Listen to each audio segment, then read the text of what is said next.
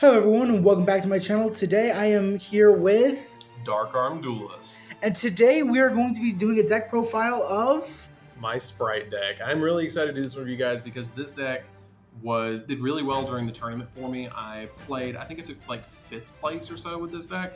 I might be changing up a little bit, but this is what I played in the tournament. I wanted to show you guys on Silver's channel. So you want to go ahead and get straight on into it? Yeah, let's go ahead and I do have a quick shout out over to my channel, DarkArmedDuelist. If you guys would like to check it out, it'd be a big help. But this deck is insane.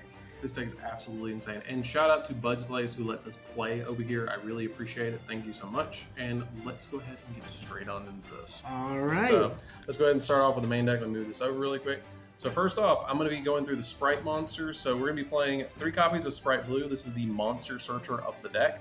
All of your Spright monsters share the ability, if you control a level 2 or rank 2 monster, then you can special summon them from your hand, which is an absolutely insane effect that basically if you can just normal summon a level 2 monster to your side of the field, you can start special summoning out your Spright monsters and just get them all out of your hand all at once, which is just crazy good effect.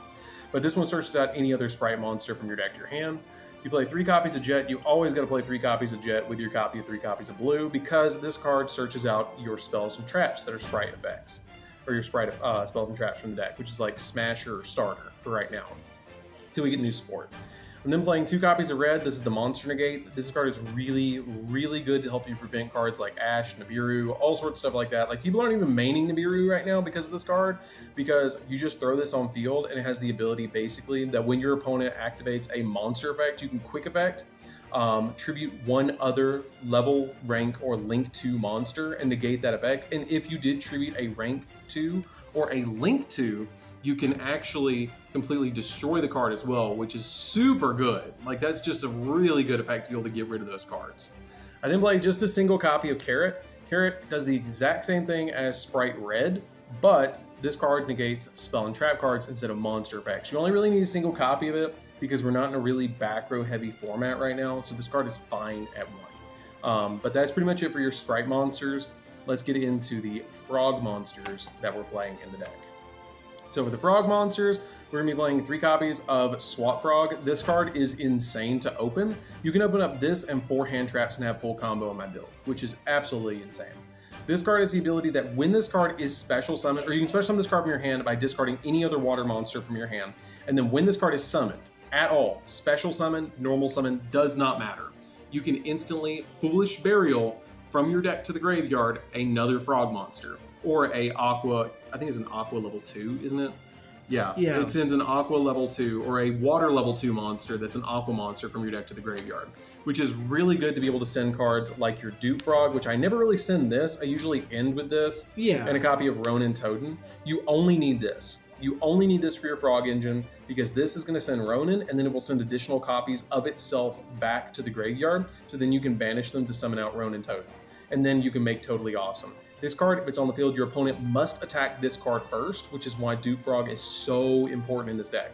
Because you can get this card out on the field during your opponent's turn with your copy of Totally Awesome, and then they can't attack in a Spright Elf or your Spright Elf, and they can't attack in your Gigantic Spright or anything like that. It totally protects your field from monster attacks, which is just ridiculous. That's awesome. This card is so good. Okay, so that's it for the frogs. Let's get into the other tech monsters I'm playing. I chose to go with the Nimble engine in my deck, which is 3 copies of Beaver and 1 copy of Angler, because in this particular build, this card is live in the late game. I might change this up in the future when I profile it on my channel. I'm not sure yet. I'm going to play test it more, but with this package in the deck, you can discard the copy of Nimble Angler for the copy of your Swat Frog, and then it'll special summon out 2 Beavers from the deck and special summon out the Swat Frog without even wasting a normal summon. Oh, wow, which is ridiculously good. Yeah, that's really good. And then the copy of your Beaver, unlike Diva, where Diva has to be normal summon and then special summon out a monster from your deck, the copy of Nimble Beaver can actually special summon out another Nimble monster from your hand, or excuse me, from your field, from your deck, or from your graveyard, which is really good to be able to just instantly special summon out one from your grave or from your deck, because Diva can't special summon from the grave, which is why I play this instead of Diva. Plus, I'm not worried about going for a copy of Hulk. Hulk is okay in the deck. I don't ever make it. I never made it when I was playing Diva anyways. So, all right, that makes sense. Yeah, so let's go ahead and go into the hand traps. I'm playing 3 copies of Ash, 3 copies of Crow, 2 copies of Ghost Ogre, and then if you count it later in the profile, I'm also playing 3 copies of Imperm. I feel like that's enough for this deck. I want to play more, but I feel like this is fine. I side another copy of Ghost Ogre just in case I need it, if I need the 12th hand trap, but 11 seems to work really well. I feel like this handles everything. This handles Branded, it handles anything that's in the grave, it can handle Theron, banishing their target, you can handle all that sort of stuff. This card comes in very, very handy to pop cards that like Sword Soul are going to be playing against you. Like if they normal summon out Mogi and you want to pop the Mogi because you know that that's their one normal summon, you can go ahead and pop the Mogi because it resolves on field and pop it with this. Not to mention, cool. You can also pop Fluendary's map. You can pop the map. You can pop Rabina's because they resolve on the field because it says after this card's normal summon, then you activate effect. So you can go ahead and use those. So that's really good to be able to get a monster off the field, and you're going 1-for-1 with this card. So yeah, that's it for the monsters, guys. Let's get into the spells. So for the spells, we're gonna be playing a single copy of Smasher. Have actually considered playing this at more than one. This card is really, really, really good in the deck because it can banish cards, and it's just a good card overall to react to the opponent. Like if they have something on the field that you want to deal with, this card can just do it. I play 1 copy of Dark Ruler No More. This is actually a crossout designator target. I really don't want to get hit with Dark Ruler No More because this deck is very, very, very monster heavy. And so this card in the deck is just really good as a one-up. If you see it late in the game, you can turn your opponent's field off. If you see it early in the game, it's fine because you can just use it for later. And you don't want to see it opening hand, but it's just good to stop because you need to play it to stop your opponent. 1 copy of Call by the Grave. Call by the Grave is my last one of in here. Call by the Grave is really good because it's just overall the best. Like I think it's one of the best cards ever printed because it stops hand traps. It really is. I think it should be bans. I think you should go back to 3. I will always stand by 3. Three call buys. Always 3. I understand why it's not, but like that was like the tradition on my channel was now we're gonna play 3 copies of call by because it stopped hand traps and they gave other decks a chance. But I get it because it's a quick play to manage anything. I understand why crossout is now played over it. Yeah. I don't like it. I feel like call by it's probably gonna stay at 1. I don't think it should get banned. You see, because I like you, I'll agree to disagree. We'll have to. So it's a Saki one-of, but I mean... It is a Saki one-of, but there's a lot of Saki one-ofs in the game. My Spright Smasher is a Saki one-of, so, I mean... That's true. It's just, I'm pushed to play it as a one-of because of call by. It's non-searchable. So, we then play 3 copies of Crossout Designator. Crossout Designator is really good because I play a bunch of different targets for you. You play Ghost Ogre, Crow, Ash, Dark Ruler No More, all that sort of stuff. You play all those really good cards in the deck to be able to stop the opponent. So this is really good. This came up all day. It stops so many players. You can play triple tactical over it. I don't want to because personally I feel like the triple tactical is a little bit underwhelming because your opponent has to hit you with a hand trap and the hand trap does resolve. Yeah. And then you run the risk of drawing 2 that you can't use. You might hit 2 more hand traps. You might hit something that you don't need. You take a card from your opponent, cool, that you can't use it because it's not level 2 probably. It's only good in the mirror. Then you can rip a card out of your opponent's hand. That's fine, whatever. I don't want to do that. I want to I want to stop the hand trap so I can continue my plays because this deck already does enough on its own. So I feel like this is a necessary 3 of in the deck. You need to play 3 copies of it. So that makes sense. Yeah. 3 copies of starter. This is basically like E-Telly or Quick Launch for the deck. It lets That's what I was thinking. Quick Launch. It's like Quick Launch. It's searchable. It's a mid-piece combo. It's a starter. You want to see it. You've got to see this card. It's great to set against the opponent because it can surprise them with the negate, and it's just really good because what you do with this card is you immediately special summon a Spright monster from your deck, and then you take life points equal that monster's original attack. Life points don't matter unless you're going into time, but you can set this card to your side of the field and then go for plays, and it's just really good. All right, that's awesome. Now here comes my spicy tech. Now my spicy tech to deal with Tier Lament was 3 copies of Mass Change 2. I think that this card is one of the best cards in the entire build that I came up with for this build. I think I saw it in the OCG played every so often, and this card is silly because it's actually going through a buyout right now. Yeah, I think it's silly because what you do with this card is you either have like a blue as a starter, or you have like a jet as a starter, or you go with like a Swat Frog, or a copy of Nimble Beaver. Okay, and if you have these on the field and you normal them and they get ashed or imperm or anything that targets them, you can go with this and you can either step into either of these. If you're going up against a back row heavy deck, you can make Master Hero Acid. If you're going up against Tearlament and you make this, they lose.